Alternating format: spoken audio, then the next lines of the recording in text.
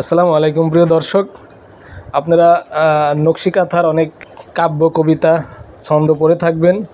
আর বাংলার গ্রামের মা চাচিরা বোনেরা নকশি কাঁথা তৈরি এবং নকশি কাঁথা সেলাই করা এগুলো নিয়ে তারা অনেকটাই ব্যস্ত থাকে বা তাদের করতে ভালো লাগে। কিন্তু এই সেলাই দেখলে আমার কাছে মনে হয় এত ধৈর্যের কাজ কিভাবে করে, এই বিড়বিড় করে এদিক দিয়ে গিয়েছে এদিক দিয়ে গিয়ে করছে।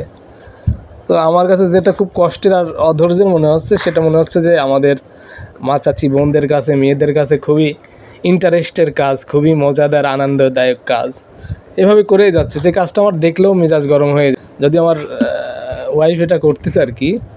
তো যাই হোক, তো দেখতেছি যেহেতু করছে, এভাবে যদি তার করতে ভালো লাগে তো আমরা একটা উদ্যোগ নিতে পারি। এটা নকশি কাঁথা নামে একটা পেজ খুলে, পেজ ক্রিয়েট করে আমরা সেই পেজে নকশি কাঁথা দেখায় বিজনেস তৈরি করতে পারি। কি বলেন নাকি আপনারা? এটা সাজেস্ট করলে আমরা একটা নকশি কাঁথার পেজ ক্রিয়েট করে সেখানে আমরা বিভিন্ন রকম নকশি কাঁথা তৈরি করে আপনাদেরকে দেখাবো, এবং আপনাদের যেটা পছন্দ হয় সেটা আপনাদেরকে আমরা সার্ভিস প্রদান করবো ইনশাল্লাহ।